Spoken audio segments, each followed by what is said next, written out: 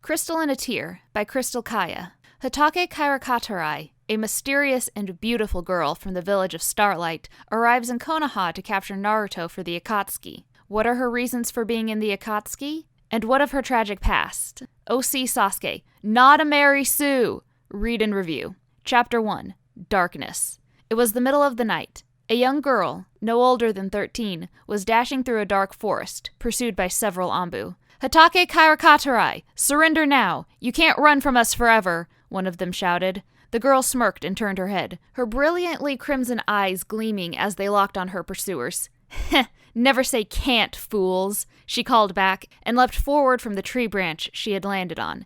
As she flew skyward, she suddenly vanished. The Anbu stopped dead in their tracks. Where did she go? One cried, looking fearfully around. Keep on your tracks, and don't let your guard down for an instant, another said, gritting her teeth as she took a kunai from her pouch and held it at the ready. She isn't any ordinary criminal. She is the legacy of the Starlight Crest. She's one of the most feared members of the Akatsuki, even more feared than Itachi, the medic of the group muttered. All of a sudden, one of the Anbu gave a choked yell and staggered forward, his eyes rolling up into the back of his head. He collapsed, a kunai impaled deep into his back. A shadowy figure loomed over the corpse, resplendent red eyes glaring out at them all from the darkness.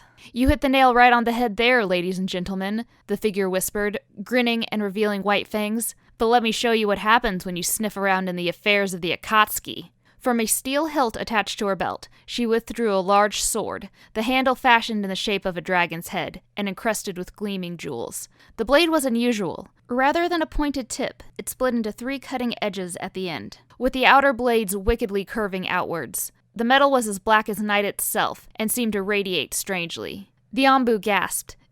It's her honor blade! The girl gave a haunting laugh, which resounded through the trees and sent a chill down her opponent's spines. Then, with a movement as quick as lightning, she drove the black blade into the earth with immense strength. Crushing earth! All was completely silent for a moment, as the girl's piercing red eyes shook the hearts of the Anbu with their knife-like glare. Then, suddenly, the ground began to shake. What's happening? Quick! Get off the ground! I can't move! The frantic cries of the Anbu were drowned out by an ear-splitting roar, as the ground ripped open in pocket holes all around. Thick roots lashed out from the earth and seized their legs, preventing them from moving. The power of the attack was such that the ground waves could be seen, making everything a dark blur. Then, in the blink of an eye, the massive roots spun and weaved upwards with tremendous speed, coiling themselves around their prisoners and completely encasing them. A moment later, a sickening crushing sound could be heard as they constricted tightly together. Heh, the girl sneered as she watched pools of blood expand from the masses of twisting roots. It was a scene she found most satisfying. You pathetic Anbu never seem to learn, do you? Kayatakarai murmured, sheathing her sword and walking away. A while later, she settled herself down at the foot of a large oak tree and began to tie up her hair. She was surely a sight to see. She had turned the heads of boys many a time. Poised with elegance, she had waist-length raven-black hair, which was the envy of all girls for its silkiness and glossiness. Her face was one of flawlessness. Feminine features were laid out across smooth, tanned skin and displayed an air of cold, uncaring. Protruding from the top of her head was a pair of midnight black wolf ears, corresponding to her sleek black wolf tail. She was clothed in a sleeveless, dark blue button-up shirt with a jagged white bolt streaking across the chest. Under this, she wore a fishnet vest, which reached down past the elbows, and her forearms were wrapped up tightly in bandages. Her hands were clad in leather fingerless gloves. Around her waist was a long purple sash tipped with gold, and over that was a thick steel belt from which her hilt and sword were hung, along with several little velvet bags and a hitayate. She had 3/4-length baggy gray cargo shorts, which had a long silver chain leading from the waist to the lower pocket, and black boots. But what was most piercing were her eyes. A deep crimson, they burned with a ferocity that spurred fear in the hearts of all who gazed upon her lovely face. But sadness also reveled within the red depths. The angst from long ago still haunted and flickered in her memories. Sighing, she gazed up through the trees to the waxing moon. 3 more nights, she thought, and then it will happen. Before that time, she would accomplish her mission for the Akatsuki. It would be very easy. The village of Konoha knew nothing of her existence as a member of the Akatsuki. It was only her home village who knew, so the Anbu from her village had chased her relentlessly this far. The task would be easy. She would go to the village, trying to look inconspicuous, and mingle with the people, settling in. Tomorrow, she would catch her target, and that target was Naruto. Chapter 2. The Mission. The next day, Kakashi, Naruto, Sasuke, and Sakura were training. Naruto was, as usual, trying to compete with Sasuke, and Sakura was trying to get Sasuke's attention. Sasuke, focusing on his chakra, ignored the both of them. "Oi! Sasuke! Fight me!" Naruto yelled, waving his arms around like an idiot. Sakura glared at Naruto. "Idiot! He's training! Leave him alone!" But then she promptly turned to Sasuke and cooed, "Sasuke-kun, wanna go on a date?" Sasuke gave a small humph and turned away from them. Maybe he could train in the forest to get away from them. But as his eyes directed towards the forest, he started in surprise. He could have sworn that he saw... Or was it his eyes playing tricks on him? He could have sworn that he had seen someone standing in front of the forest, but suddenly disappear.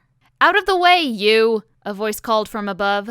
Sasuke promptly jumped to the left, and was clipped by a large wind vortex as the girl landed. He blinked as she turned, and laid her stare upon him. "She's beautiful," he thought to himself as he took in her appearance. Black, silken hair sweeping about her shoulders, perfect tan skin, porcelain features, but her eyes, those scarlet eyes made him shudder. There was a darkness to them that he had only ever seen once before, in the eyes of his brother, Itachi. The girl noticed him staring at her, and she smiled slightly. Then she shifted her gaze to the others, and raised her eyebrows in surprise. "Uncle Kakashi?" she exclaimed. Kakashi blinked. "Oh, Kaya Takurai, what are you doing here?" he asked. Naruto looked from Kakashi to the girl. "Uncle? You have a niece?" he cried. Kaya Takurai laughed. "I see you're training your students. It's been 3 years, hasn't it?" "Yep, 3 years since that last meeting," Kakashi smiled. "How is the village? And your parents?" At this, she twitched slightly, and her eyes suddenly clouded, but she reverted back to her normal self. "So, you haven't introduced me to your trainees, Uncle," she said cheerfully, changing the subject. Kakashi noticed the sudden change in her mood, but decided not to press on it. "Oh, how rude of me. This isn't Naruto." Naruto perked up at the sound of his name and waved. "Sakura." Sakura glared at her, jealous. "And Sasuke." Sasuke was still watching her. "Naruto, Sakura, Sasuke, this is Kaya Katarai." At the sound of Naruto's name, Kaya Takurai narrowed her eyes slightly. "So this is the demon fox they have spoken of," she thought. "Heh, looks like my mission will be easier than I thought." "Oh, you guys can just call me Kaya," she said with a smile. Sasuke noticed the hitayate on her waist. "You're a ninja, I see. What village are you from?" "I'm from the Starlight Village. It's a relatively new village, only about a decade old, but its location is very secret. It's hidden even from other villages," Kaya explained, looking down at her hitayate with pride. "Starlight Village," Sasuke said. "That's an odd name. Why is it called that?" Kaya did not answer the question. Instead, she brushed her hair out of her eyes and looked off into the distance. "So, why are you here?" Naruto asked. "Oh," Kaya fumbled for an answer.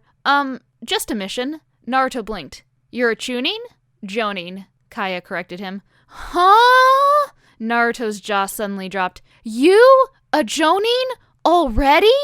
Kakashi chuckled. "Yes, the Starlight Village is home to a small population of very talented ninja. It is said that the world's most powerful jutsu are taught there, but the secrets have never been shared with other villages. They also have a very strict and difficult training system, so becoming a chunin or jonin there is twice as hard as it is here. Kaya is extremely talented to have graduated to Jonin level there, and at such a young age, too." Naruto grinned. "Well then, I wouldn't mind testing out my ultimate skills on you. I'll bet I could become a Jonin there easy." "Even though you didn't pass the Chunin exam, blockhead," Sasuke murmured. Naruto shook his fist at Sasuke. "Shut up, idiot!" he barked, and then stomped over to Kaya. "Let's spar." Kaya gave a spiteful laugh and tossed her hair.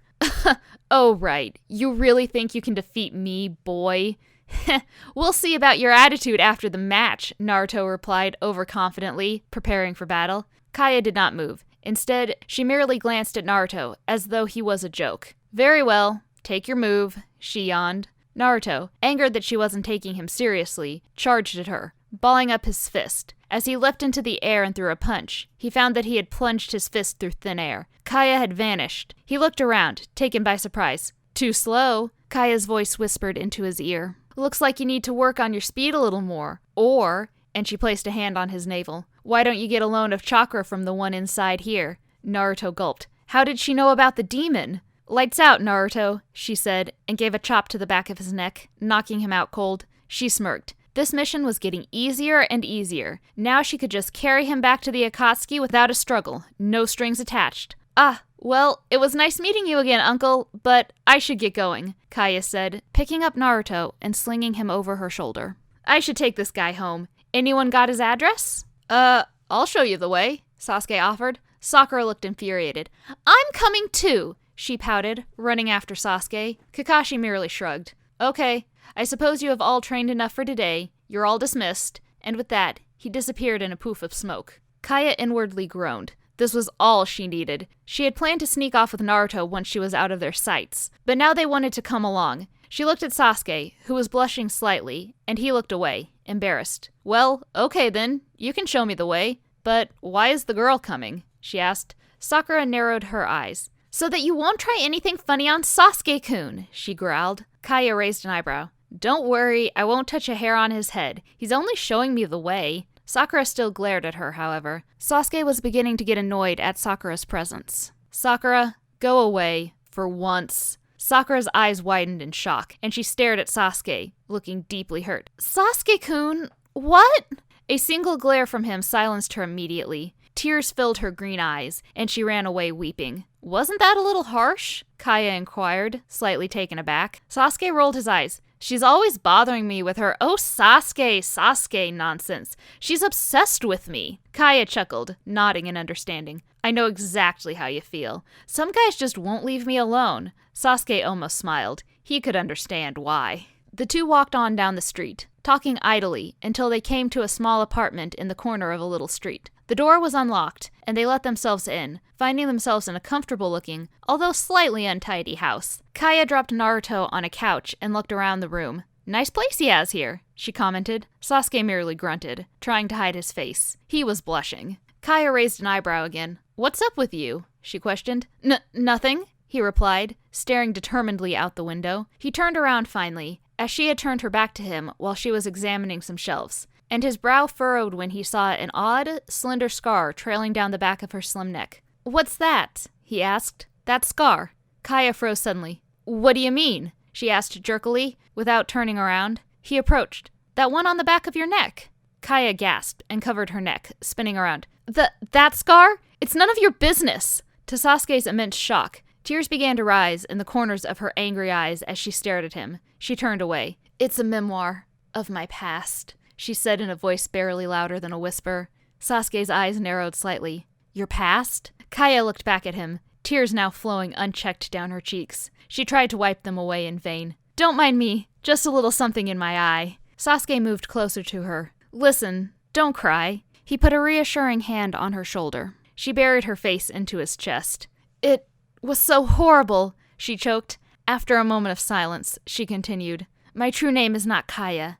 It's Crystal, but I needed to conceal it in fear of being discovered. You see, I was born into the village of Starlight. Sasuke's eyes widened. You mean, you were born into that village? That is considered to be the ultimate village, where the most brilliant ninja are born into. Kaya nodded. It is where the most powerful ninjas are from, and it reigns over all other villages in terms of political power as a result of this. Anyway, when I was born, I had strange powers that nobody could understand, even in Starlight. When I was just a baby, I could manipulate elements at my own will. So it was then that my parents discovered that I was the legacy of the Starlight Crest. But the Akatsuki found out, and they wanted my power. So they came and... She paused. They slaughtered my entire family and village. Sasuke was silent. The same thing happened to me. He could never forget that fateful day when he witnessed the demonic eyes of his brother. So what are you doing here? Kaya pulled away from him. I cannot say. And with that, she pulled open the door and ran out.